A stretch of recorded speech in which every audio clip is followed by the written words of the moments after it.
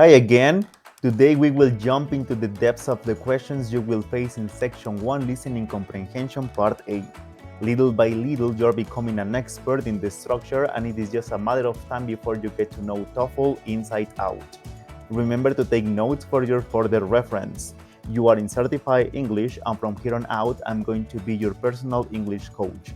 Every week, you will have relevant, useful, and practical information to increase your level and reach your language goals. Okay, here we go. Remember that Part A involves mini talks carried out by a man, a woman, and a third person asking a question. Their interaction is one sentence or question, and you only listen to each conversation only once, so pay attention.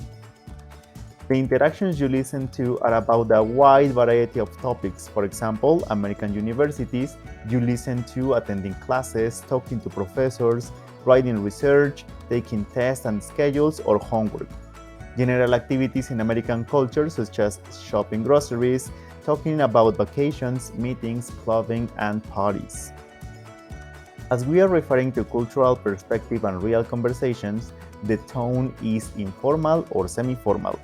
That means that you will listen to phrasal verbs such as give up, come across, run out, etc. Contractions such as mustn't, can't, I'm, or won't. Some idioms, such as once in a blue moon, break a leg, stick to your guns, etc. Those words or expressions are very common in the day-to-day in English interaction. TOEFL tests your ability to understand functions, such as agreement or disagreement, accepting and rejecting, offering, and many other based on the vocabulary and tones. Okay, here we go to the core of this video. Open your eyes wide and watch it again if you need it. Most of the questions focus on what the second speaker says, but you need to understand the entire dialogue. Obviously, check this example. You will hear, "Man, do you think I should buy this book?" "Woman, that's an interesting one." The question should be, what does the woman think the man should do? You will read, "Pick another book," "Buy the book," "Take an interesting book," or "Do not buy the book." The woman indicates that the book is interesting and the man should buy it. The answer is implicit in the sentence. As you can see, the answer is based on the second speaker, but you need the information from the first speaker to understand the whole context. There is only a small percentage of questions that focus on the first speaker. Now, let's see the type of questions that you will see in the exam. Questions about meaning. This is the most important question to master because you will have to answer half of the exam listening to this. These questions are a restatement of what a speaker said. These questions are about specific topics or moments in the conversation, and they usually follow dialogues with idioms or phrasal verbs. We have these examples. What does the man or woman mean? This is the most common question in the exam. Remember that the information to answer it correctly is in the second speaker. Here we have another way to establish the same question. What does the speaker say about? In this case, you have a specific moment in the conversation to answer the question. Remember, this is the most important question of all of them. Then we have inference questions. These are the second most common questions. Here you need to come to a conclusion from the dialogue. The answer is not directly mentioned, so you have to infer based on the information and intonation. Examples: what does the man or woman imply? What can be inferred from the conversation about? You have a space.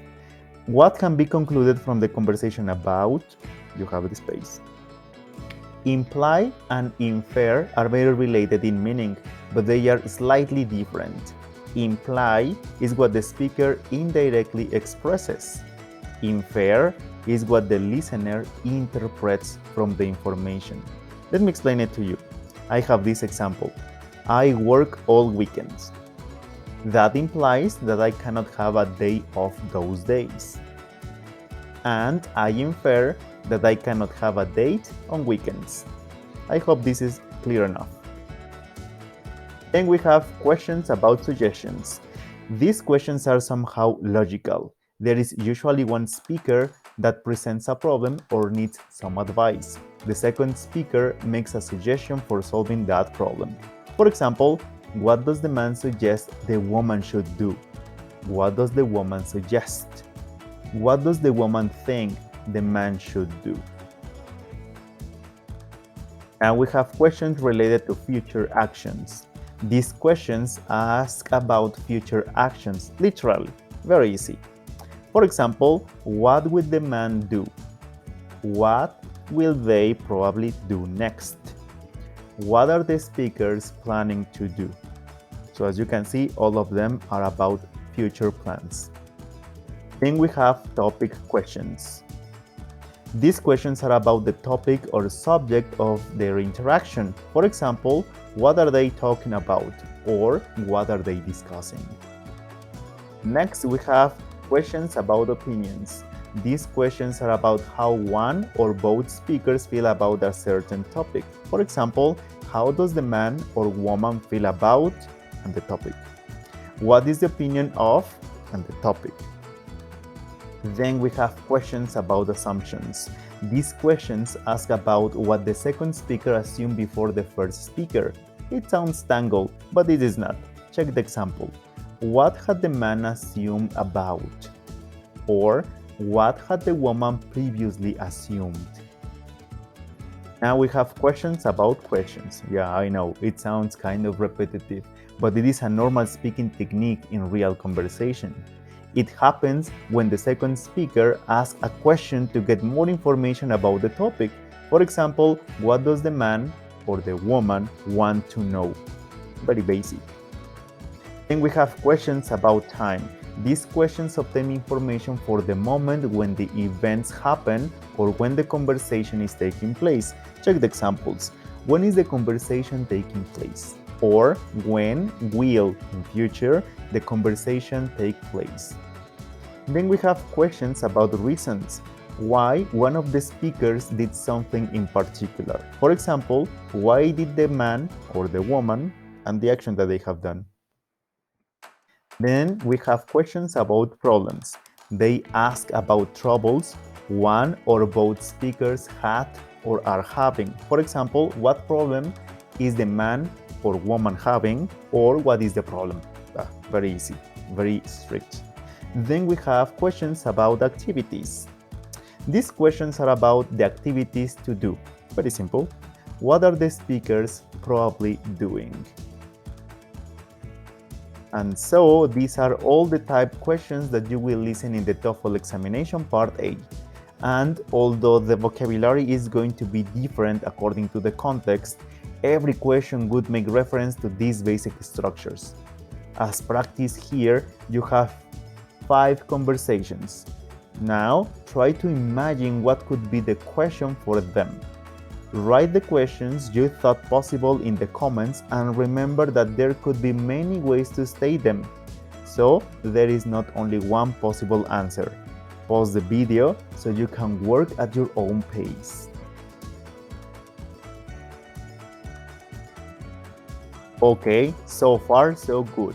You might be wondering about how to answer these questions and to give real examples. And I tried to compile in one single video, but it was too long. Too much information in one shot is not healthy. Write in the comments if there is any question in particular that you have problems with or vocabulary that you don't understand. Check this other video for your certification or general level. See you around in the next video about answers for Part A. Certify English, English for your goals.